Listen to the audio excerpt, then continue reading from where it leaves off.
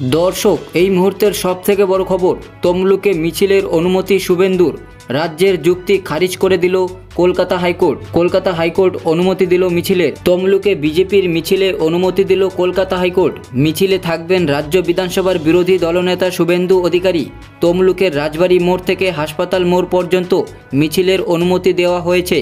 মিছিল করতে হবে দুপুর 1টা থেকে বেলা 2:30-এর মধ্যে।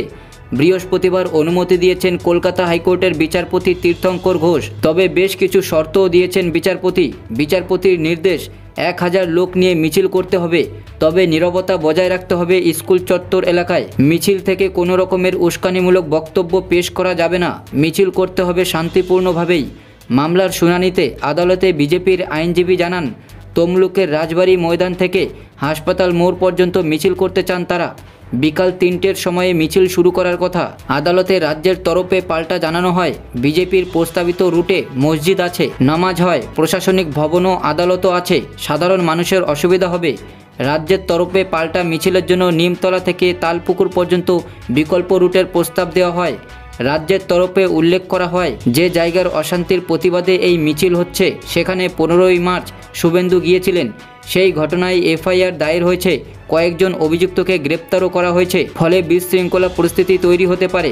বিজেপির আইনজীবী আদালতে বলেন, 1 ঘন্টা সময় দিন, মিছিল শেষ হয়ে যাবে। সওয়াল জবাব শুনে বিচারপতি তীর্থঙ্কর ঘোষ রাজ্যের উদ্দেশ্যে মন্তব্য করেন, আমি যখন আর অ্যাভিনিউর দিয়ে যাই তখন দেখতে পাই কারা নিয়মিত অনুমতি পাচ্ছে। তারপরই শর্ত সাপেক্ষ মিছিলের অনুমতি দেয় আদালত। দর্শক, এই মুহূর্তের আরও একটি গুরুত্বপূর্ণ খবর, জামিনের শুনানির মামলায় বড়সড় ধাক্কা পার্থর। কি হলো সুপ্রিম কোর্টে, জেনে নিন। এর আগে ইডির মামলায় তিনি জামিন পেলেও সিবিআই এর মামলায় জামিন পাননি, যার ফলে আজ সিবিআই এর মামলায় তার জামিনের শুনানি হওয়ার কথা ছিল সুপ্রিম কোর্টে। কিন্তু সেই শুনানি পিছিয়ে যাওয়ার আরও চাপে পড়ে গেলেন রাজ্যের প্রাক্তন শিক্ষামন্ত্রী পার্থ চট্টোপাধ্যায়।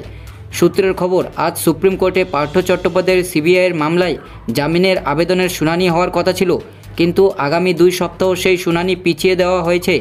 স্বাভাবিকভাবেই আশা থাকলেও যেভাবে শুনানি পিছিয়ে গেল তাতে চরম ধাক্কা খেলেন পার্থ চট্টোপাধ্যায়। দিনের শেষে তেমনটাই বলছেন রাজনৈতিক বিশেষজ্ঞরা। এদিকে প্রাথমিক নিয়োগ দুর্নীতি মামলায় দীর্ঘদিন ধরেই সরগরম গোটা বাংলা। যোগ্য প্রার্থীদের বঞ্চিত করে টাকার বিনিময়ে অযোগ্যদের চাকরি দেওয়ার অভিযোগে ইতিমধ্যেই গ্রেপ্তার হয়েছেন রাজ্যের একাধিক হেভিওয়েট নেতা ও মন্ত্রী। দীর্ঘ 2 বছরের বেশি সময় ধরে জেলবন্দি রাজ্যের প্রাক্তন শিক্ষামন্ত্রী পার্থ চট্টোপাধ্যায়। এবার এই প্রাথমিক নিয়োগ দুর্নীতি মামলায় বিজেপি নেতা অরুণ হাজরাকে সমন পাঠানোর নির্দেশ দিল সিবিআই এর বিশেষ আদালত। জানা যাচ্ছে 1 মাসের মধ্যে তাকে আদালতে হাজিরা দেওয়ার নির্দেশ দেওয়া হয়েছে। আগেই কেন্দ্রীয় গোয়েন্দা সংস্থা সিবিআই এর চার্জশিটে উল্লেখ করা হয়েছিল, এজেন্ট দিয়ে চাকরি বিক্রির নামে মোট 78 কোটি টাকা বাজার থেকে তুলেছিলেন অরুণ হাজরা। সিবিআই সূত্রের দাবি, ওই টাকার বেশিরভাগটাই তুলে দেওয়া হয়েছিল কালীঘাটের কাকু ওরফে সুজয় কৃষ্ণ ভদ্রকে।